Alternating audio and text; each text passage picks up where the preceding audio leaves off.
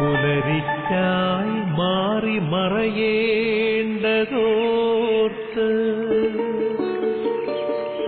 ചന്ദ്രനക്ഷത്രാദികൾ വിതുമ്പുമ്പോൾ മാറ്റമില്ലാതെങ്ങും വിരാജിക്കും ദൈവമേ, അങ്ങയെ വാഴ്ത്തുന്നു ഞങ്ങൾ. ഉദിച്ചെങ്ങും പ്രഭതൂകും പാരിലെ സൂര്യരശ്മിയേക്കാൾ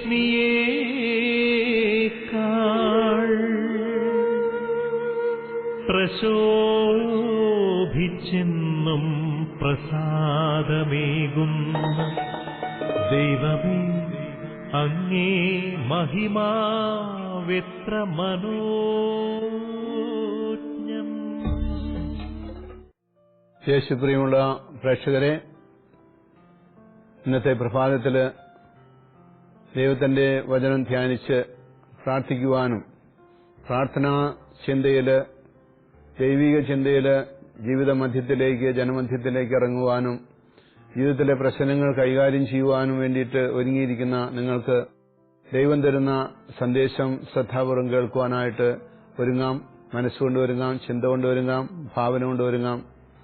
മനസ്സും ബുദ്ധിയും ഭാവനയും നമ്മുടെ വികാരങ്ങളും എല്ലാം ഒന്ന് ശാന്തമാക്കിയാലേ ഇന്ന് കിട്ടുന്ന ഈ ഏക ദൈവവചനത്തില്, ചെറിയ ലഘുവായ ദൈവവചനത്തില് അർത്ഥമുണ്ടെന്നും അത് ജീവിതത്തിനാവശ്യമായ ആത്മീയ ഭക്ഷണമാണെന്നുള്ള ബോധ്യം നിങ്ങൾക്ക് ഉണ്ടാകുകയുള്ളൂ.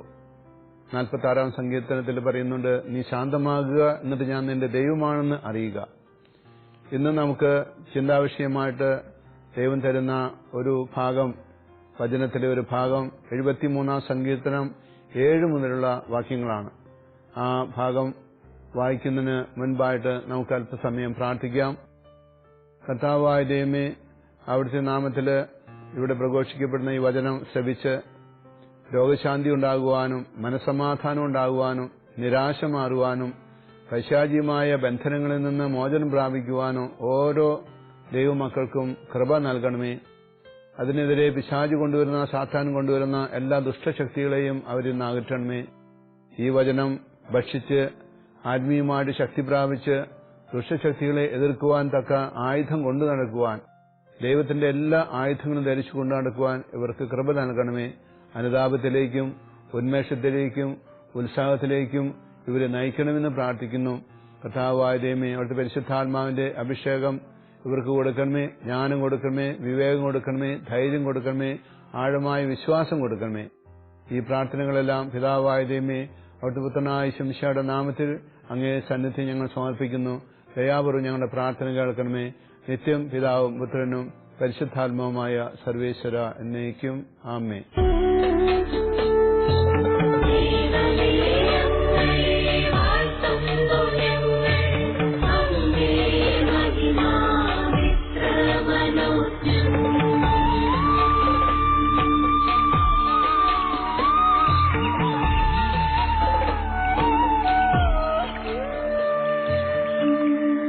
വൃക്ഷലതാദികൾ കുളിർക്കാറ്റിൽ കുളിർമ കൊള്ളുന്ന പോൽ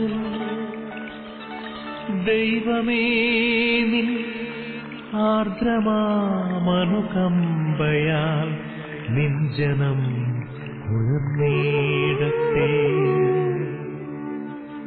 തൂമഞ്ഞിൽ വിടരും പുഷ്പസുഗന്ധമെത്രയോ ഹൃദ്യം, പരിമളത്തിനുറവയാം നറുസൗരഭ്യമാകട്ടെ ഞങ്ങളുമീ മണ്ണിൽ.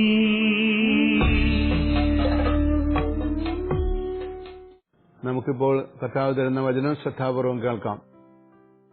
സങ്കീർത്തനം 73 7 മുതലുള്ള വാക്യങ്ങൾ.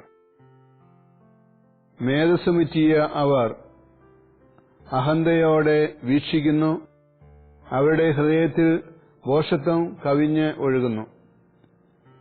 അവർ പരിഹസിക്കുകയും ദുഷ്ടതയോടെ സംസാരിക്കുകയും ചെയ്യുന്നു. പീഡിപ്പിക്കുമെന്ന് അവർ ഗർവ്വോടെ ഭീഷണിപ്പെടുത്തുന്നു. അവരുടെ അധരങ്ങൾ ആകാശത്തിന് എതിരെ തിരിയുന്നു. അവരുടെ നാവ് ഭൂമിയിൽ ദൂഷണം പരത്തുന്നു.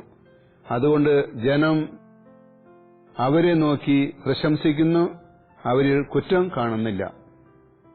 ദൈവത്തിന് എങ്ങനെ അറിയാൻ കഴിയും? അത്യുന്നതന് അറിവുണ്ടോ എന്ന് അവർ ചോദിക്കുന്നു. യേശു പ്രിയമുള്ള ദൈവമക്കളെ, കർത്താവിന്റെ വചനം ശ്രവിച്ച നമുക്ക് ചിന്തിക്കാൻ ഒരുപാട് വിഷയങ്ങൾ ഇവിടെയുണ്ട്. 3-4 പ്രധാനപ്പെട്ട കാര്യങ്ങളാണ് ഇവിടെ കർത്താവ് നമുക്ക് തരുന്നത്. ഒന്ന്, അഹന്തയോടെ മറ്റു മനുഷ്യരെ വീക്ഷിക്കരുത്. പണവും ആരോഗ്യവും സൗകര്യങ്ങളൊക്കെ ഉണ്ടാകുമ്പോൾ നീ ആരടാ, ഞാൻ ആരാണെന്ന് മനസ്സിലായോ? നമ്മൾ ഭൂമിയിൽ വസിക്കുന്ന ഇടങ്ങളിലൊക്കെ എന്തോ രാജാക്കന്മാരെ പോലെ വലിയ ഗർവോടെ പെരുമാറുന്നത് ദൈവത്തിന് ഒട്ടും ഇഷ്ടമില്ല. ഞാൻ ശാന്തശീലനും വിനീത ഹൃദയനുമാകിയാൽ നിങ്ങൾ എന്നിൽ നിന്ന് പഠിക്കാനും പറഞ്ഞത്. ആരത് പറഞ്ഞത്? ദൈവത്തിന്റെ പുത്രനായ ഈശോമിശിഹ. ഈശോമിശിഹ ഇത് പറഞ്ഞെങ്കിൽ മനുഷ്യരായ നമുക്ക് അതിനേക്കാളേറെ എളിമയും വിനയവും ഉണ്ടെങ്കിൽ മാത്രമേ ദൈവത്തെ പ്രസാദിപ്പിക്കുവാനുമായിട്ട് നമുക്ക് സാധിക്കുകയുള്ളൂ എന്നവിടെ പറയുന്നു. ഇത്തരം ആളുകൾക്ക് ഭോഷത്വം ധാരാളം മനസ്സിൽ ഉണ്ടാകും. അവർ ചിലപ്പോൾ വിഡ്ഢിത്തങ്ങൾ ചെയ്തു പോകും, പറഞ്ഞു പോകും. അതിലൂടെ സംഭവിക്കുന്നത് അവരുടെ ബുദ്ധിക്കും മനസ്സിനും ആത്മാവിനും കളങ്കം വരികയാണ്, അല്ലെങ്കിൽ പരുക്ക് പറ്റുകയാണ്. അത് ഒഴിവാക്കാനായിട്ട് നമ്മൾ പരിശ്രമിക്കണം. വളരെ ശ്രദ്ധാപൂർവം പെരുമാറുകയും ഗർവോടെ നോക്കാതിരിക്കുകയും ചെയ്യണം. മറ്റു മനുഷ്യരെ എല്ലാവരും ആദരവോടെ കാണുകയും അവന് കുറവുണ്ട്, അവൾക്ക് കുറവുണ്ട്, എങ്കിലും എല്ലാവരും ദൈവത്തിന്റെ സൃഷ്ടിയാണ്, കലാ സൃഷ്ടിയാണ് എന്നുള്ള മനോഭാവം ഉണ്ടെങ്കിൽ അവർക്ക് സന്തോഷം, നമുക്ക് സന്തോഷം. രണ്ടാമതായിട്ട് പറയുന്നത്, അവർ ദുഷ്ടതയോടെ സംസാരിക്കുന്നു, പീഡിപ്പിക്കുമെന്ന് അവർ ഗർവോടെ പറയുന്നു, അല്ലെങ്കിൽ ഭീഷണിപ്പെടുത്തുന്നു. ഞാൻ വിചാരിക്കുന്ന പോലെ ചെയ്തില്ലെങ്കിൽ, ഞാൻ പറയുന്ന പോലെ കേട്ടില്ലെങ്കിൽ, ഞാൻ ആഗ്രഹിക്കുന്ന പോലെ എന്റെ മുമ്പിൽ നീ കുനിഞ്ഞു നിന്നില്ലെങ്കിൽ നിന്നെ ഞാൻ ശരിപ്പെടുത്തും എന്നുള്ള ഒരു മനോഭാവം ഇന്ന് മനുഷ്യർക്ക് കൂടി വരികയാണ്. അത് ആത്മീയതയുടെ അടയാളമല്ല. ദൈവകൃപയുള്ള മനുഷ്യര് കഴിയുന്നതും മറ്റു മനുഷ്യരോട് സൂക്ഷ്മതയോടെ പെരുമാറുന്നു, ആദരവോടെ പെരുമാറുന്നു. അവരും ഞാനും തമ്മിൽ വലിയ വ്യത്യാസമൊന്നുമില്ല. അവർക്ക് അവരുടേതായ നന്മകളുണ്ട്, എനിക്ക് എന്റേതായ നന്മകളുണ്ട്. ഇത് മറ്റു മനുഷ്യർക്ക് കൊടുത്ത് നാം ഈ ഭൂമിയിൽ ഒരു സ്വർഗീയമായ അനുഭവം, ജീവിക്കുന്ന ഇടങ്ങളില് സ്വർഗീയ അനുഭവം, സന്തോഷം, സമാധാനം, സ്വസ്ഥത, ഇതൊക്കെയാണ് സ്വർഗീയമായ അനുഭവത്തിന്റെ ചില ഭാവങ്ങൾ. അത് നിലനിർത്താനായിട്ട് നാം പരിശ്രമിക്കുമ്പോൾ സാത്താൻ അത് കലക്കാൻ, നശിപ്പിക്കുവാൻ വേണ്ടിയിട്ട് പരിശ്രമിക്കും. അതിന് പ്രത്യേകം തന്ത്രങ്ങൾ അവൻ ഉപയോഗിക്കും. അതിൽ നമ്മൾ പെട്ടുപോകരുത് എന്നാണ് പറയുന്നത്. അവർ ഭൂമിയെ ദൂഷണം പരത്തുന്നു, ജനം അവരെ നോക്കി പ്രശംസിക്കുന്നു. ആരൊക്കെ കുശുമ്പ് പറയുന്നുവോ, ഏഷണി പറയുന്നുവോ, വളരെ തന്ത്രപരമായിട്ട് ഭക്തിയുടെ ഭാവത്തില്, ലഹരിയുടെ ഭാവത്തില്, അറിവിന്റെ ഭാവത്തില്, പണത്തിന്റെ ഭാവത്തില് അതിന് ചുവട് പിടിച്ചുകൊണ്ട്, സ്ഥാനത്തിന്റെ ഭാവത്തില് അതിന് ചുവട് പിടിച്ചുകൊണ്ട് മറ്റുള്ളവരെ ദൂഷണം പറയുന്നു. അവരെ നോക്കി വിഡ്ഢികളായിട്ടുള്ള മനുഷ്യരെ പ്രശംസിക്കുന്നു. നീ പറഞ്ഞത് നന്നായി, നീ ആളും മിടുക്കനാണ്, സമർത്ഥനാണ് എന്ന്. അത് ദൈവം ആഗ്രഹിക്കുന്നില്ല. അതുകൊണ്ട് നാം എപ്പോഴും നമ്മുടെ ഭവനത്തിലുള്ള എല്ലാവരും തന്നെ മറ്റുള്ളവരെ ദൂഷണം പറയാത്ത, പരിഹസിക്കാത്ത, അവരെ ആദരിക്കുന്ന, സ്നേഹിക്കുന്ന, നമുക്ക് എതിരെ തെറ്റ് ചെയ്താലും അവരോട് ക്ഷമിച്ചുകൊണ്ട്, ഞാനേതും അറിഞ്ഞില്ല എന്നുള്ള ഭാവത്തിൽ തെറ്റ് ക്ഷമിച്ചുകൊണ്ട്, നന്മ ആശംസിച്ചുകൊണ്ട് പ്രാർത്ഥിക്കാൻ സാധിച്ചാല് നമുക്ക് സമാധാനം. അവരൊരു പുതിയ പാഠം അതിൽ നിന്ന് പഠിക്കുകയും ചെയ്യും. ഞാൻ ഇങ്ങനെയൊക്കെ ചെയ്തിട്ടും അതിന് എതിരെ പ്രതികരിക്കുന്നില്ല, എനിക്ക് ഉപദ്രവം വരുത്തുവാനായിട്ട് അവർ സംസാരിക്കുകയോ പെരുമാറുകയോ ചെയ്യുന്നില്ല. ഇതിന് അകത്ത് എന്തോ പ്രത്യേകതയുണ്ടല്ലോ, എന്തോ ദൈവീകതയുണ്ടല്ലോ എന്ന് ഓർത്തുകൊണ്ട് അവര് ശാന്തരാകും. കുറെ കഴിയുമ്പോൾ അവർ അനുതപിക്കും. കുറെ കഴിയുമ്പോൾ അവര് നമ്മുടെ മുൻപിൽ വന്ന് മുട്ടുകുത്തുകയും ചെയ്യും. വിദേശത്ത് താമസിക്കുമ്പോൾ നമ്മുടെ പ്രവർത്തനങ്ങളിൽ അസ്വസ്ഥതയുണ്ടാക്കാൻ വേണ്ടിയിട്ട് ഒരാൾ മനഃപൂർവ്വം പരിശ്രമിച്ചിരുന്നു. അതിന്റെ കാരണം അദ്ദേഹം ഉദ്ദേശിക്കുന്ന വിധത്തിലുള്ള വലിയ ആദരവും സ്നേഹവും ഞാൻ കൊടുത്തിരുന്നില്ല. കാരണം അദ്ദേഹം അത് അർഹിക്കുന്നില്ല. അവിടെയുള്ള ജനവും അതുപോലെ തന്നെയാണ് അദ്ദേഹത്തെ കരുതുന്നത്. എങ്കിലും അദ്ദേഹം അർഹിക്കാത്ത ബഹുമാനവും ആദരവും അംഗീകാരവും ആഗ്രഹിച്ച് കിട്ടാതെ വന്നപ്പോൾ എനിക്കെതിരെ പ്രവർത്തിക്കാനായിട്ട് അദ്ദേഹം പരിശ്രമിച്ചു. അതിൽ അദ്ദേഹം വിജയിച്ചു. 2 ദിവസം കഴിഞ്ഞപ്പോൾ അദ്ദേഹം ഫോണിൽ വിളിച്ചു പറഞ്ഞു, അച്ഛാ ഒന്ന് പ്രാർത്ഥിക്കണം. ഞാൻ പറഞ്ഞു, എന്ത് പറ്റി ആന്റണി? അദ്ദേഹം പറഞ്ഞു, എന്റെ ഒരു കുടുംബം വലിയ കാറാപകടത്തിൽപ്പെട്ടു. 2 പേര് മരിച്ചു, 2 പേര് ആശുപത്രിയിലാണ്, പ്രാർത്ഥിക്കണം. വീണ്ടും അദ്ദേഹം വിളിച്ചു പറഞ്ഞു, 4 ലക്ഷം രൂപ ചെലവായി. എല്ലാം ദൈവത്തിന്റെ എന്തോ ഒരു നിഗൂഢമായ പ്രവർത്തനമാണ് എന്ന് അദ്ദേഹം പറയുകയുണ്ടായി. അപ്പോൾ ഞാൻ മനസ്സിലോർത്തു, ജീവിതത്തിൽ വ്യതിയാനം വരുത്താൻ വേണ്ടിയിട്ട് ദൈവം ചില അസ്വസ്ഥതകളും ചില കുരിശുകളും തരുന്നു. ആ കുരിശുകൾ സന്തോഷത്തോടെ വഹിക്കുമ്പോൾ അവർക്ക് തീർച്ചയായും നവീകരണം ഉണ്ടാകും, പുതിയ ജീവിതം ആരംഭിക്കാനായിട്ട് സാധിക്കും. കർത്താവ് തന്നെ പറയുന്നുണ്ട്, ഈ വചനത്തിൽ പറയുന്നുണ്ട്, അത്യുന്നതനെ അവർ വെല്ലുവിളിക്കുന്നു. പലപ്പോഴും ചിന്ത കൊണ്ട്, ഭാവം കൊണ്ട്, നോട്ടം കൊണ്ട്, സംസാരം കൊണ്ടൊക്കെ വെല്ലുവിളിക്കും. ദൈവം ആരാ? ദൈവമൊന്നുമല്ല, ഞാനാണ് വലിയ ആള് എന്നുള്ള മനോഭാവം കർത്താവിന്റെ ദാസന്മാര് അല്ലെങ്കിൽ കർത്താവിൽ വിശ്വസിക്കുന്നവര് പലപ്പോഴും പുലർത്താറുണ്ട്. അതുകൊണ്ട് തന്നെ അവർക്ക് സന്തോഷം ഉണ്ടാകാറില്ല. അതുകൊണ്ട് നമ്മുടെ ജീവിതത്തിൽ ഒരിക്കലും ഈ ഗർവിന്റെയും അഹന്തയുടെയും ദൂഷണം പറച്ചിലിന്റെയും ദുഷ്ടതയുടെയും മനോഭാവങ്ങള്, അഴുക്കുകൾ പൂർണ്ണമായും അനുദപിച്ച് നല്ല കുമ്പസാരം നടത്തി മാനസാന്തരപ്പെട്ട് നിഷ്കളങ്കമായ ഹൃദയം കൊണ്ടു നടക്കാൻ ശ്രമിക്കുമ്പോൾ തൊടുന്നെല്ലാം പൊന്നാകും, ചോദിക്കുന്നെല്ലാം ഉടനടി കിട്ടും. എന്റെ അനുഭവം അങ്ങനെയാണ്.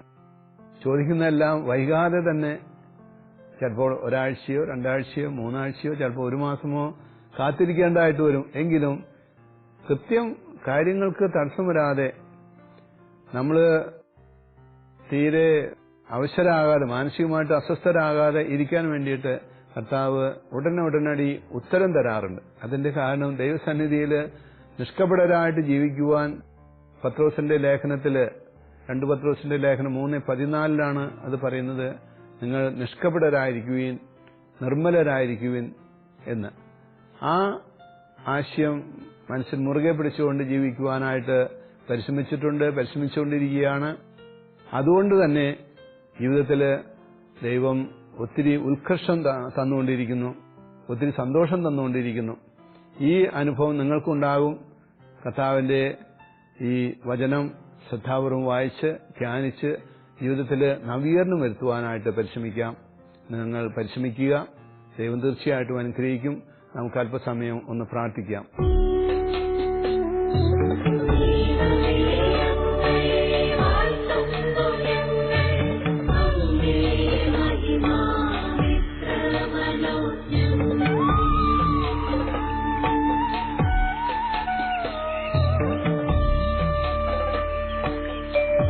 ഉദയേ പക്ഷികളുതിർത്തും സംഗീതത്താൽ തുടിക്കുന്നു ഭൂമിയാകെ. സ്വർലോകനാഥാനിൻ സ്വർഗീയ ഗീതത്താൽ എന്നന്തരംഗം ഉണർന്നീടട്ടെ. ഉഷസ്സിൽ ജീവതുടിപ്പിനാ ഇമ്പമായി ധരണിയാകെ. ആബാ പിതാവേ, സ്നേഹാഗ്നിയാൽ ജ്വലിക്കട്ടെ മക്കളാ ഞങ്ങളെല്ലാം.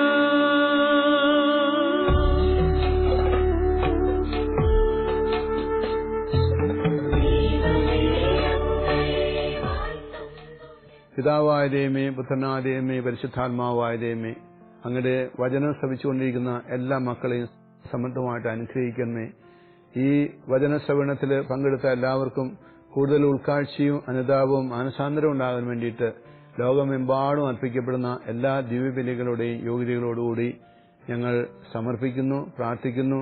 അങ്ങനെ തിരുവൻപിൽ വീണ് കിടക്കുന്നു, പാദങ്ങളിൽ നമിക്കുന്നു. കർത്താവേ, ഞങ്ങളുടെ ശിരസിൽ തൊട്ട് അനുഗ്രഹിക്കണമേ. അനുതാപത്തിലേക്ക്, മാനസാന്തരത്തിലേക്ക് ഞങ്ങളെ നയിക്കുമാറാണെന്ന് പ്രാർത്ഥിക്കുന്നു. പരിശുദ്ധ ദൈവദൂതന്മാരുടെയും മാലാഖമാരുടെയും വിശുദ്ധ മിഖായേലിന്റെയും വിശുദ്ധ റഫായേലിന്റെയും പരിശുദ്ധ അമ്മയുടെയും മാധ്യസ്ഥം ഞങ്ങൾക്ക് ധാരാളമായിട്ടുണ്ടാകുമാറാട്ടെ. കർത്താവായ ദൈവമേ, ഞങ്ങളുടെ പേരിന് കാരണഭൂതരായിരിക്കുന്ന വിശുദ്ധന്മാരുടെയും വിശുദ്ധരുടെയും മാധ്യസ്ഥം കൂടി ഞങ്ങൾ ചോദിക്കുന്നു. ഈ ദിവസത്തിൽ ഞങ്ങൾക്ക് ആവശ്യമായ വചനം തന്നതിനും ആ വചനം അനുസരിച്ച് ജീവിക്കുവാൻ ആവശ്യമായ ശക്തിയും തീരുമാനവും ഈ അവസരത്തിൽ നൽകിയതിനും ഞങ്ങൾ നന്ദി പറയുന്നു. അതുവഴിയായി ഞങ്ങളിൽ വിശുദ്ധിയുടെ പരിമളം ധാരാളമായിട്ട് ഉണ്ടാകുവാൻ ഇടവരുത്തണമേ. ഞങ്ങളെ കാണുന്നവർക്ക് ഈശോയെ കാണുവാനുള്ള ഭാഗ്യം കൊടുക്കണമേ. അങ്ങനെ ഞങ്ങളുടെ ജീവിതം ഒരു വലിയ അനുഭവമായിട്ട്, ഞങ്ങളുടെ ജീവിതം അർത്ഥപൂർണമാക്കുവാനായിട്ട് അവിടുന്ന് അനുഗ്രഹിക്കുന്നതിനോർത്ത് ഞങ്ങൾ നന്ദി പറയുന്നു. ഈ പ്രാർത്ഥനകളെല്ലാം പിതാവായ ദൈവമേ, അവിടുത്തെ പുത്രനായ ഈശോമിശിഹായുടെ നാമത്തിൽ ഞങ്ങൾ അങ്ങേക്ക് സമർപ്പിക്കുന്നു. ദയാപൂർവ്വം ഞങ്ങളുടെ പ്രാർത്ഥന കേൾക്കണമേ. നിത്യം പിതാവും പുത്രനും പരിശുദ്ധാത്മാവുമായ സർവേശ്വര എന്നേക്കും. ആമേൻ.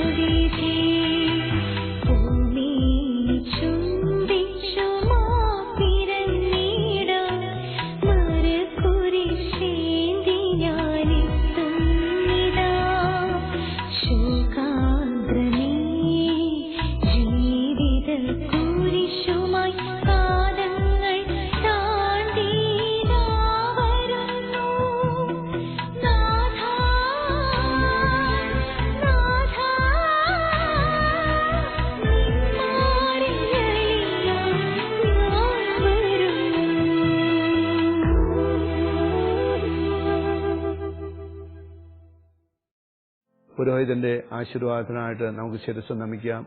കർത്താവായ ദൈവമേ, ഈ പ്രഭാതത്തിൽ അങ്ങയുടെ തിരുവചനം ശ്രവിച്ചുകൊണ്ട് പുതിയ ജീവിതം നയിക്കുവാൻ, നവീകരിക്കപ്പെട്ട ജീവിതം നയിക്കുവാൻ തീരുമാനമെടുക്കുവാൻ ഇവരെ അനുഗ്രഹിച്ച് നന്ദി പറയുന്നു.